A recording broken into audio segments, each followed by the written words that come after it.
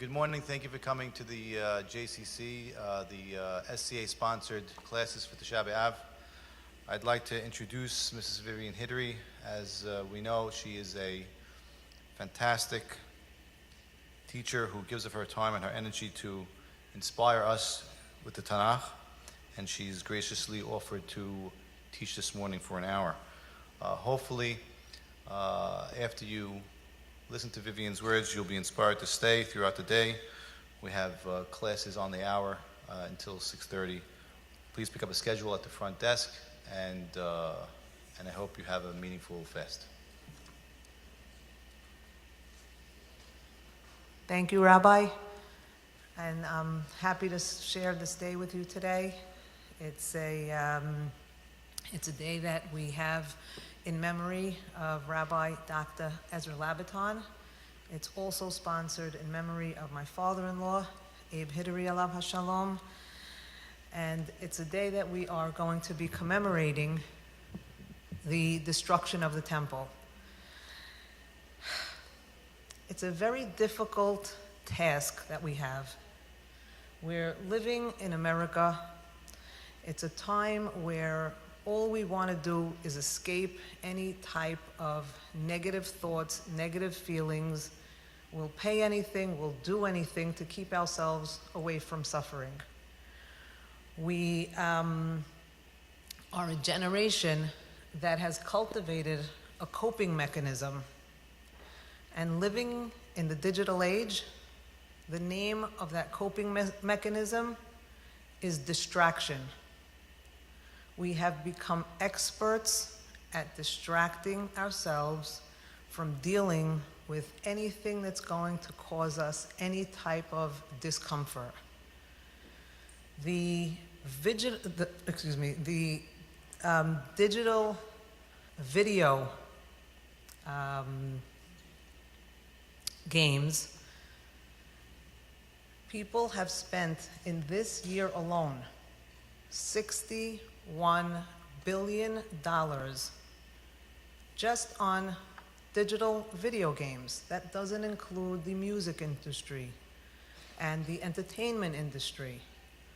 And all of these industries that sort of distract us from focusing on anything negative.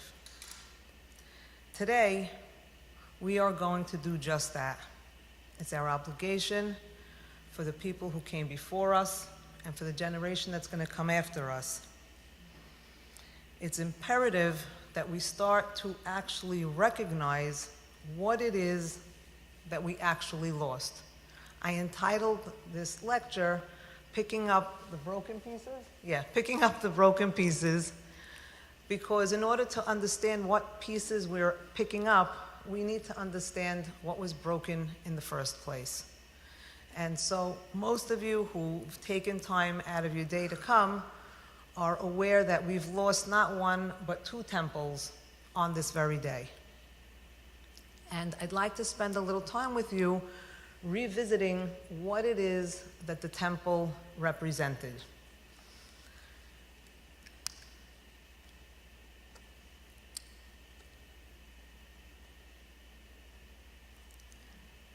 Before we go into the temple and its design and its focus, I'd like to read a quote to you from, unfortunately, the late Elie Wiesel.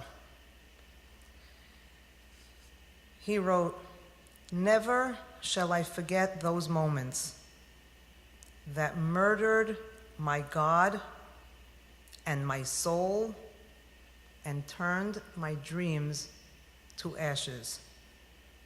That's an excerpt of his book, Night, and it's what we are experiencing today with the loss of the temple. We have to start to imagine what the scene was like and what those ashes must have represented. And so, in describing the temple for you, I'm going to take two separate approaches. I'm going to depict for you the approach of the Rambam, who was Maimonides, who felt that the temple was a physical structure, and that the focus should be on the physical aspect of the Beit Mikdash. Just so you have an outline to prepare in your mind, the other avenue that I will be taking is that of the Ramban, known as Nachmanides, who takes a completely different outlook. And the reason that we need to understand the outlooks that they both had is because we want to try and understand what it is that we are attempting to rebuild. I'll start with the simpler. I'll start with the Rambam. The Rambam has a very simple answer for us if we ask, what was the focus, what was the function, what was the reason that the temple was created in the first place? Why did he build it? And his answer is the korbanot, the altars. It all starts and ends with the korbanot, with the altars. He even posits that the word korban is comprised from the word karov, which means to come close. And he says that the way that our generation is going to be able to come close to God is through altars, is through sacrifices, through these korbanot.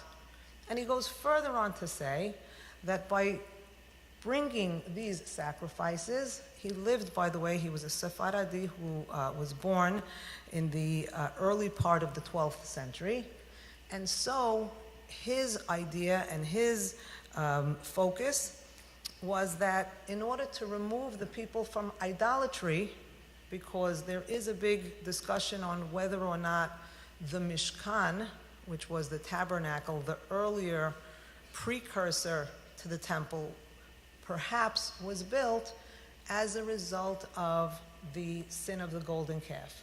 And so he's saying, in order to take people away from idolatry, from feeling that they have to bring unsanctioned, unauthorized, improper sacrifices, it's best that we give them a way, a structure in which to be able to serve God through sacrifices.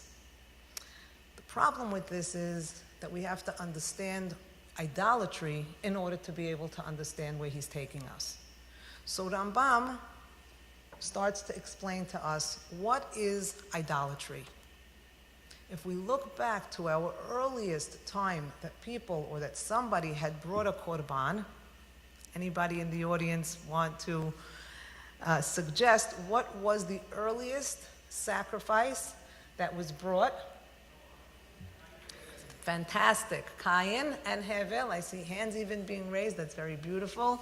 So Cain was the first to bring a sacrifice. And in order to go into the psyche of why any human being would bring a sacrifice, we have to even go further and ask ourselves, even sacrifice, even idols themselves, made of stone, made of wood, what does that represent? We stand here today and we could easily say, how absurd that people could think that a block of stone, that a piece of clay that they formed is going to protect them, is going to be their God, is going to take the place of serving our God. We feel that we are so much more sophisticated to recognize that.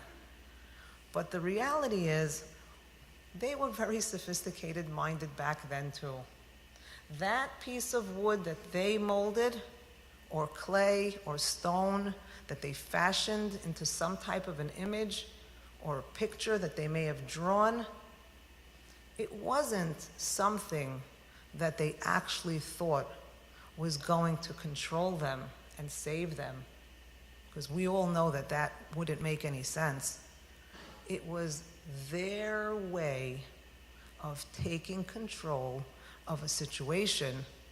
It was their way of being able to control that which controls them. We lived in a time of agriculture, for instance, and it was up to the gods to make sure that there was enough rain. And we depended on the gods. And that feeling of having to depend on something that was so controlling, was so uncomfortable for us, that what did we do? We decided to control the situation. we decided that we were going to worship things on our terms. And that's not something that was going to fly, so to speak. And one of the examples that we have of man wanting to play the role of controller, the earliest example we have is with Eve. We ask ourselves, why did she eat from the tree? For goodness sakes, how many trees were in the Garden of Eden? I can't even give you a number. How's that? There was so much fruit. There was a bounty that we can't even fathom. And yet she had to go and eat from that one specific tree that she wasn't allowed to eat from. And I always say it wasn't about the fructose. It wasn't that she had a craving. It was nothing other than the way the text describes it. And the snake had told her, he knew exactly what was going to get her.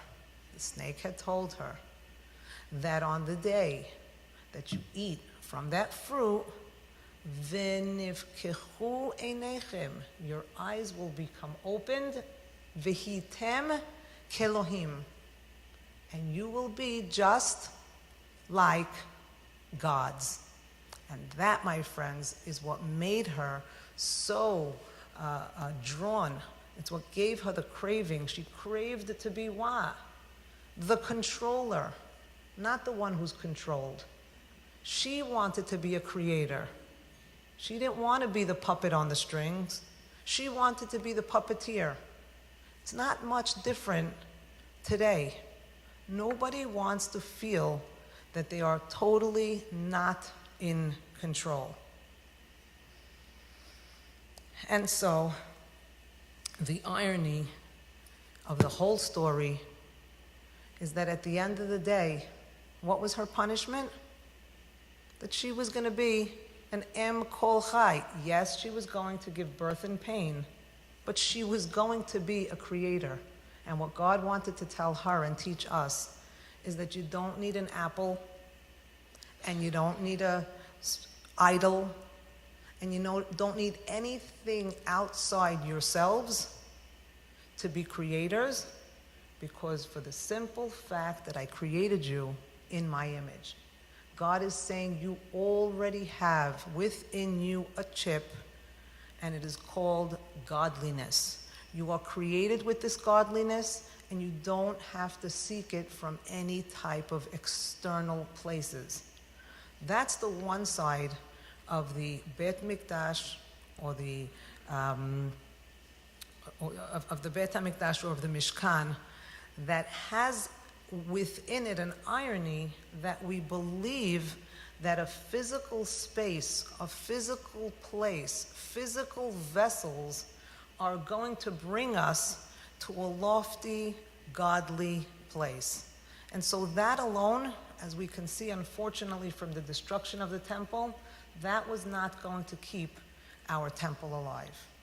And so we go and we search into Nachmanides, Ramban, and we see what Ramban has to say.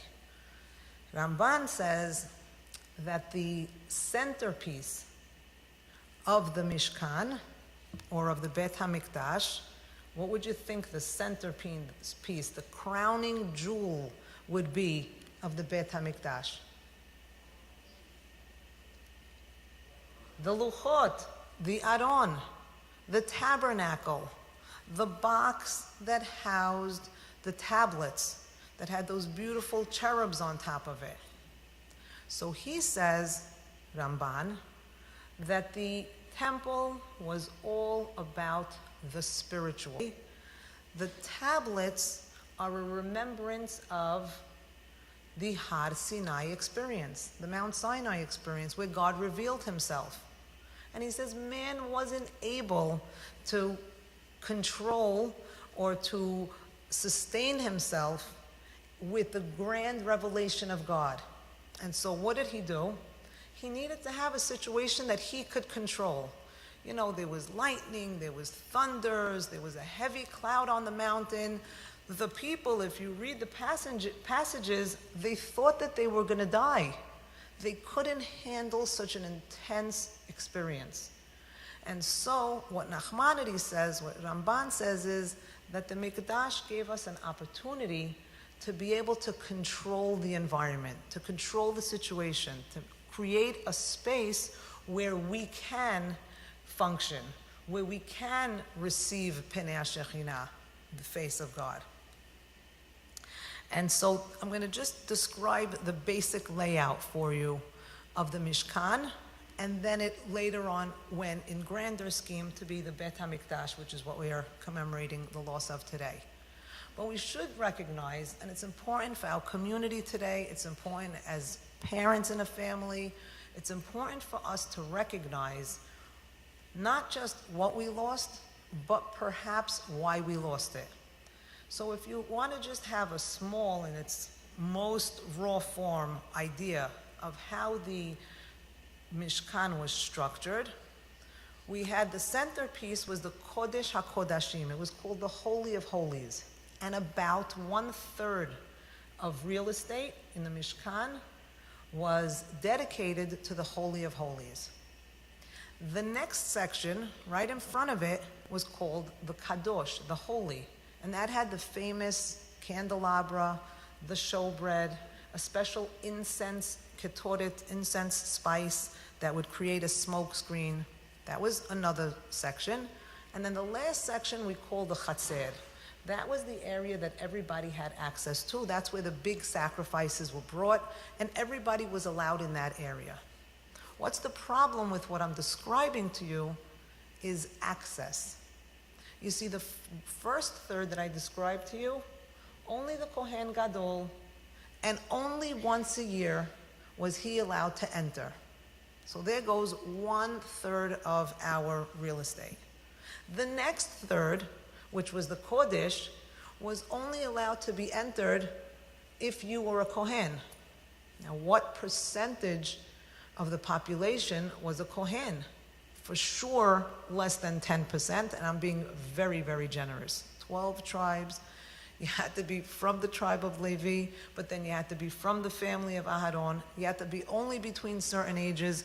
So I would really be more likely to say maybe 5%. And that's only speaking of the males.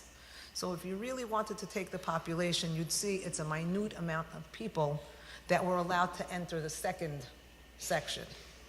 So you have 2/3 of an edifice that almost nobody's able to access. How on earth are we supposed to recreate the Har Sinai experience? How on earth are we supposed to feel a connection? Are we supposed to feel inspired with a Mishkan that says what? Do not enter, do not enter, do not enter. Only certain people, certain amount of the times could enter.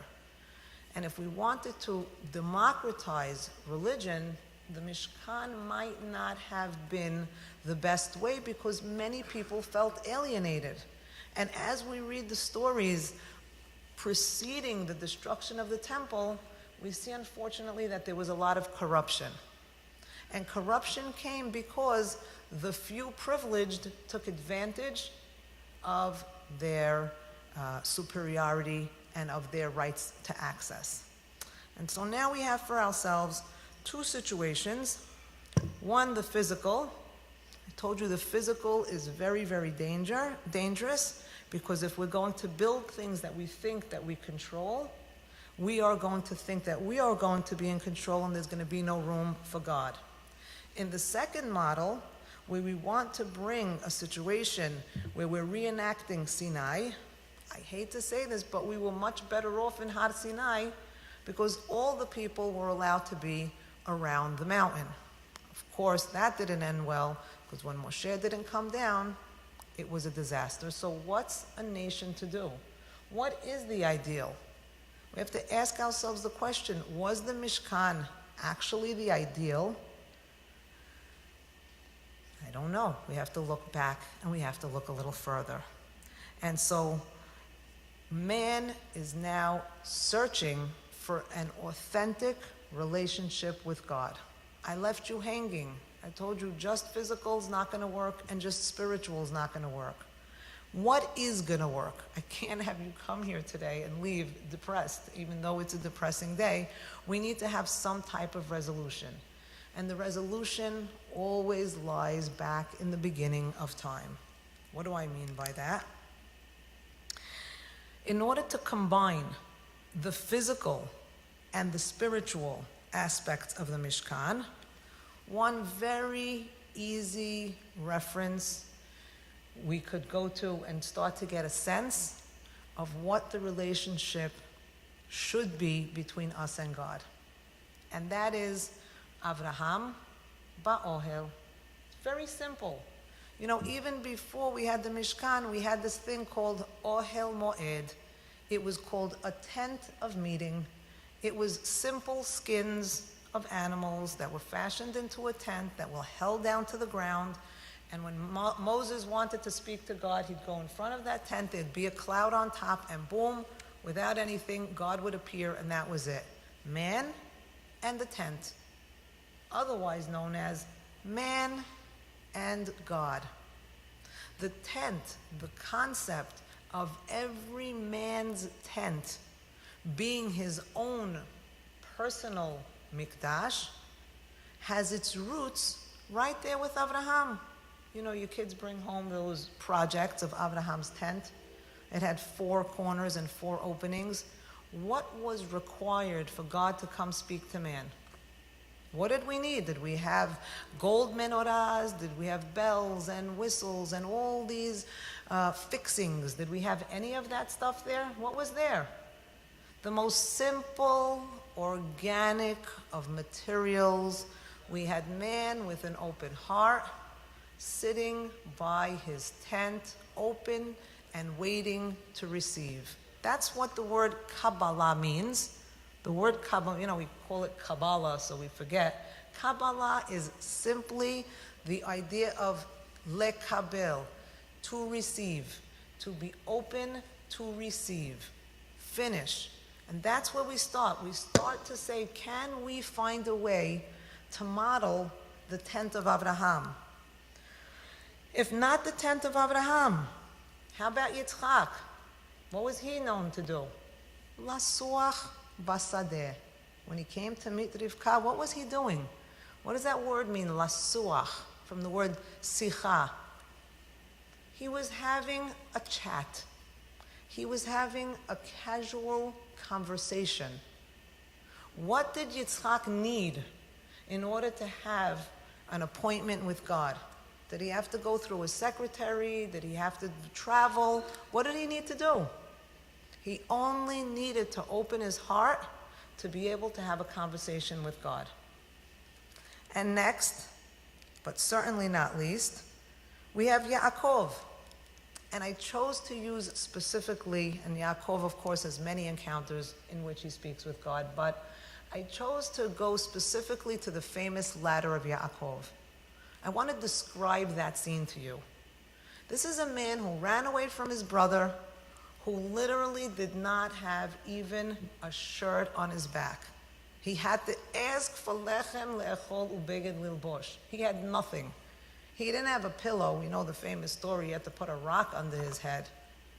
And this Yaakov puts his head down on a rock, and what happens? All of a sudden, he sees the famous Vihine Sulam Mutsav Arza. What does he see? He sees a ladder, Mutsav, standing, Nitziv, like at attention, so to speak. It's not Omed, it's Nitzav, it's standing with purpose, Mutsav Arza. And what does he see with this ladder? Rosho, the head of the ladder, Magia, is reaching towards Hashamayim. This is what Yaakov is seeing in his dream as he runs away from his brother. He's actually seeing, if we take the words apart, he's seeing a vertical connection between the earth and the heavens, but the way it's described, personifying the ladder, says that the ladder has the ability to stand. The ladder has a head, verosho magia hashamayim, and then the most important part of that end of that pasuk is U'mal'achei Hashem olim veyordim. The angels of God are going up and down this ladder, but they're olim veyordim bo. Where are these angels going up and down? Literally inside of him.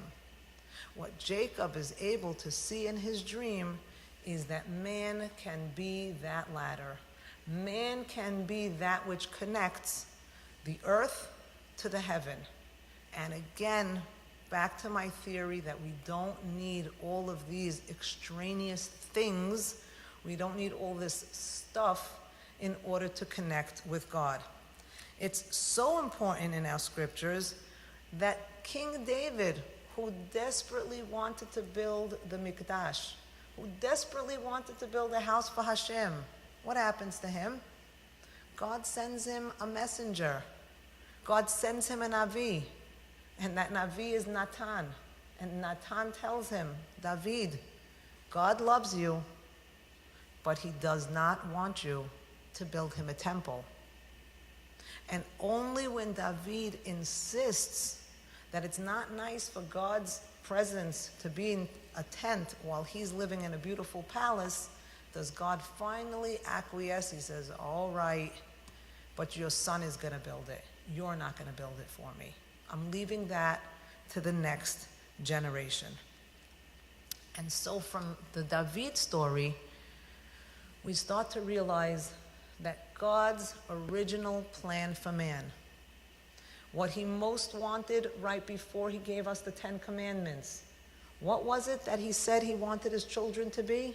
He took us all the way out of Egypt to be a certain type of people. What were we all supposed to be? What was the prototype? Thank you. Wow. Mamlechet, Kohanim, Vegoy Kadosh. That was the plan. The plan was that we were supposed to be a kingdom of priests. Now we know today that unless, again, you were born to a priestly family, you can't be a priest. But we also know that God intended, these words are you can't dispute them, undisputable. God is saying that I expect every person in my nation to be a Kohen. How could you be a Kohen? Let's go back to the first Kohen that ever appears in text. Another question for you guys. Anybody know who the first Kohen? Melchizedek. Thank you. So Melchizedek Melech Shalem.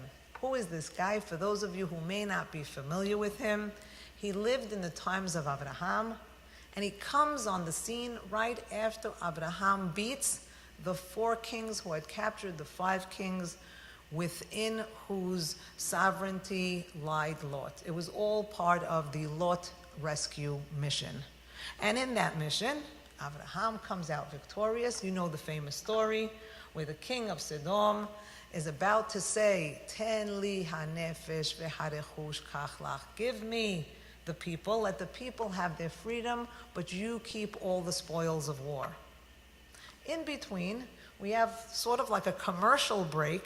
The text does a very strange thing and inserts 3 pesukim, and it describes that this guy, Melchizedek, the king of Shalem, I'll read you the words specifically, Umalchizedek melech Shalem, hotzi lechem veyayin, vehu kohen le'el elyon.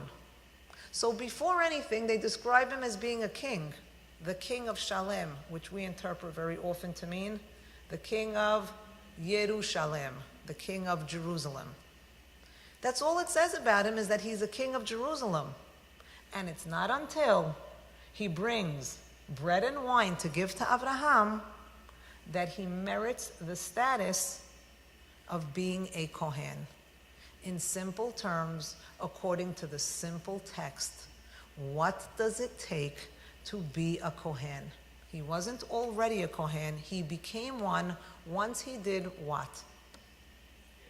Once he gave bread and wine. Bread and wine starts to conjure up images of what? Of Shabbat, perhaps, right? Mekadesh, of the Kiddush, of the Hamotzi. What exactly was it in his action that made him a Kohen, that in turn will make us once again Kohanim? The ability to take the mundane and raise it to a level of holiness, to be able to see the world around us and understand that even the simplest thing can be used to do the service of God.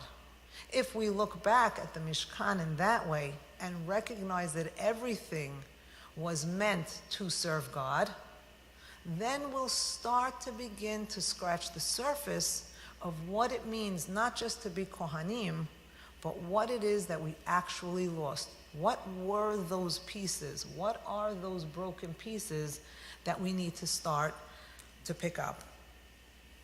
And so, next question we have to ask ourselves is, if we are all Kohanim and we don't have a Beit HaMikdash, by the way, we are all Kohanim, it means what? We all suffered a tremendous loss. That's the first part of the mental exercise that we have to make. Is it's not a temple that was lost to a certain sect of people. It's a temple that was lost for us directly. Where do we go to find God today? That's the question. If we want to pick up the pieces of the Mishkan, it means that we have to actually put back the temple. How are we going to do that? So based on what I've told you already, based on the examples that I've given you already, do we need skins and embroidery? Do we need an actual candelabra? Do we need showbread and incense spices? Who is all of that stuff for anyway? All of that stuff is not for God. Don't fool yourself. He doesn't need any of that stuff. All he needs is one thing, and it's very, very beautifully delineated in the message that he gives Eliyahu. In Sefer Melachim Aleph, chapter 19, Eliyahu is searching for God. He is devastated and distraught because so many of the priests were killed by that horrible, wicked Jezebel. And he is lost and mourning. And God goes into a cave, literally, and he's devastated. And God says, Elisha, what are you doing? It's time for you to come out of that cave. And he says, God, I can't find you. And so God sends a huge wind. And Eliyahu thinks, that must be God, he must be in the wind. And he sends a huge loud crashing sounds. And he thinks maybe that's God, the crashing sound. But ultimately, to make the long story short, what does he have? It's famous, you may have heard these words. Ikol demama daka. The sound of silence. And God says, in the sound of silence, that's where you will find me. And the reader is left saying, what? In the sound of silence?